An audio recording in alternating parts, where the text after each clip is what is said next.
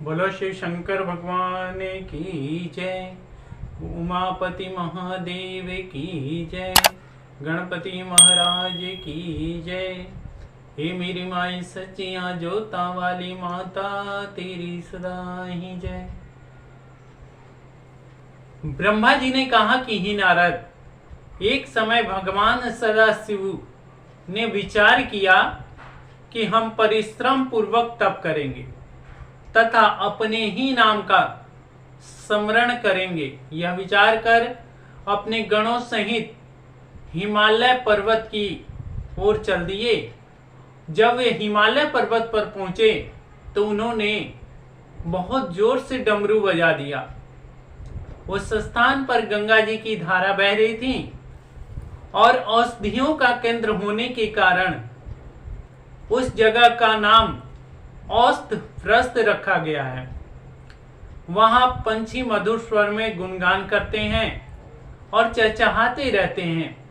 रंग बिरंगे पुष्प खिले हुए हैं और श्रेष्ठ आस्थान को देखकर भगवान सदाशिव जी तप करने की इच्छा से वहीं बैठ गए। अपने स्वरूप का ध्यान करने लगे। उन्होंने कुंभक, रेचक तथा पूरक, इन 3 प्रकार के प्राणायाम द्वारा तप करना प्रारंभ किया। उनके नंदी, भृंगी आदि जो गण थे, भगवान सदाशिव का ध्यान धरते हुए भी वही स्थान पर बैठ गए।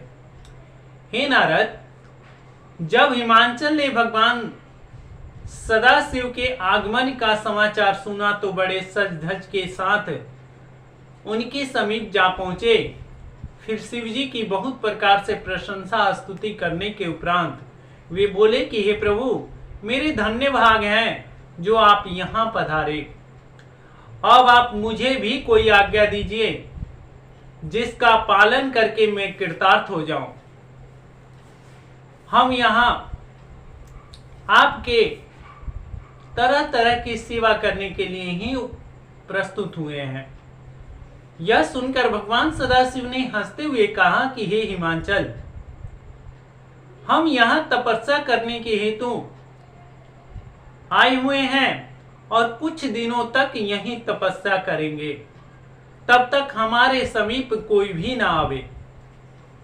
हिमांचल ने इस प्रकार का भगवान की आज्ञा को सिरोधार्य कर लिया और कहा कि हे प्रभु, मेरा परम सौभाग्य है जो आप यहां पधारे और मुझे इतना बड़ा प्रतिष्ठा प्रदान किया।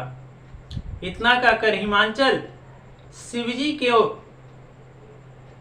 शिवजी से आज्ञा लेकर हिमांचल अपने घर लौट गए और राज आज्ञा सुनाकर सभी को यह कहवा दिया कि जो भी औषधि प्रस्थ में जाएगा वहां उसे मृत्यु दंड का भागी बनना पड़ेगा। इस आज्ञा के उपरांत कोई भी स्त्री पुरुष वहां नहीं जाता था। हिमांचल अपनी पुत्री के साथ यानी गिरजा जी को साथ लेकर भगवान सदाशिव की सीमा में पहुंचे और उनकी स्तुति प्रशंसा करने के उपरांत बोले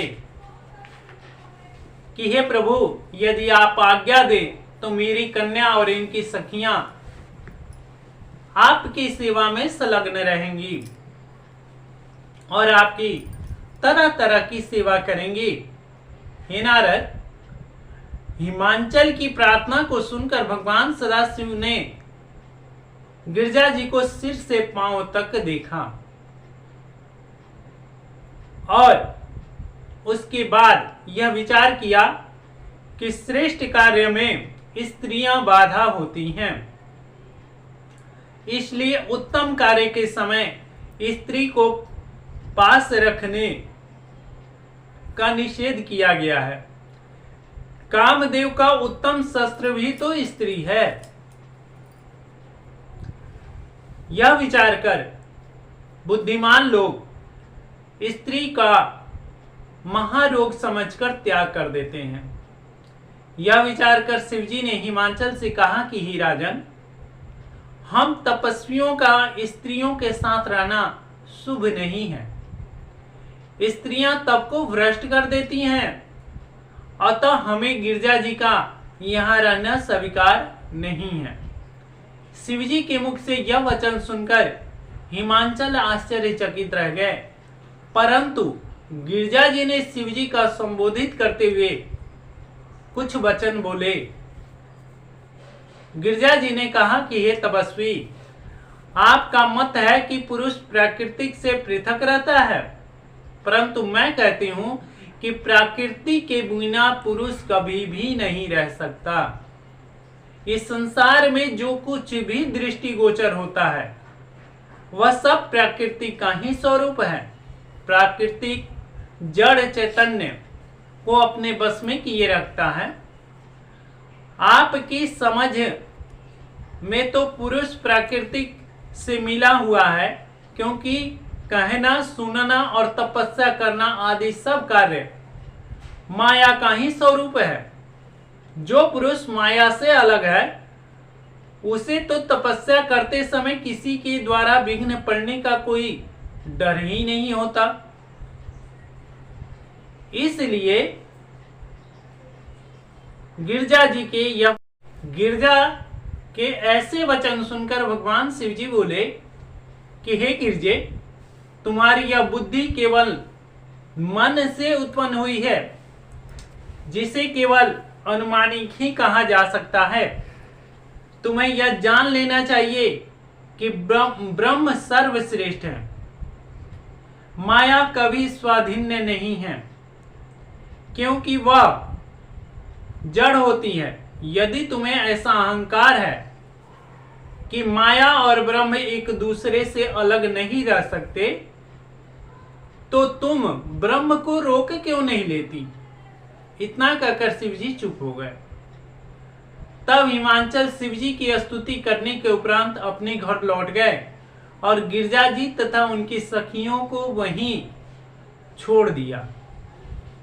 इस बार भगवान शिवजी ने भी उनसे कुछ भी नहीं कहा और ना ही आग्रह किया कि आप गिरजा जी को ले जाइए।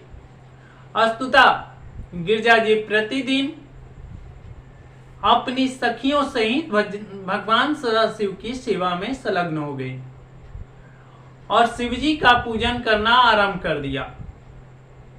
परंतु शिवजी का चित्त किसी भी प्रकार चलायमान नहीं हुआ। हे नारद, गिरजा अपने मन में यह विचार करती थी कि शिवजी मुझे किस प्रकार स्वीकार करेंगे। इधर शिवजी भी अपने मन में यह विचार करने लगे कि यदि मैं गिरजा को इस समय ग्रहण कर लेता हूं तो इससे इनके मन में अहंकार उत्पन्न हो जाएगा, क्योंकि इस समय लोग यह कहेंगे कि शिवजी ने काम के आवेश में आकर गिरजा जी को स्वीकार कर लिया। अस्तुतः जब गिरजा जी मेरे लिए तपस्या करेंगी तब जाकर मैं गिरजा जी को अंगीकार करूंगा और इनके मनोरथ को भी पूर्ण करूंगा। यह निश्चय कर शिवजी ध्यान में मग्न हो गए। उसी समय तारक नामक दैत्य के द्वारा दुखी होकर सभी देवता भगवान सदाशिव के शरण में जा पहुंचे। तब मेरे कहने से इंद्र ने कामदेव को बुलाकर शिवजी को वश में करने के लिए हिमांचल पर्वत पर कामदेव को भेज दिया। शिवजी का इंद्र की आज्ञा मानकर कामदेव शिवजी के पास गया, परंतु वह उनकी क्रोध अग्नि में पड़कर जलकर भस्म हो गया और इससे तीनों लोकों में हाहाकार मच गया। गिरजा जी ने वन में जाकर बहुत बड़ा तपस्या किया और शिवजी ने प्रसन्न होकर उनको अंगीकार किया।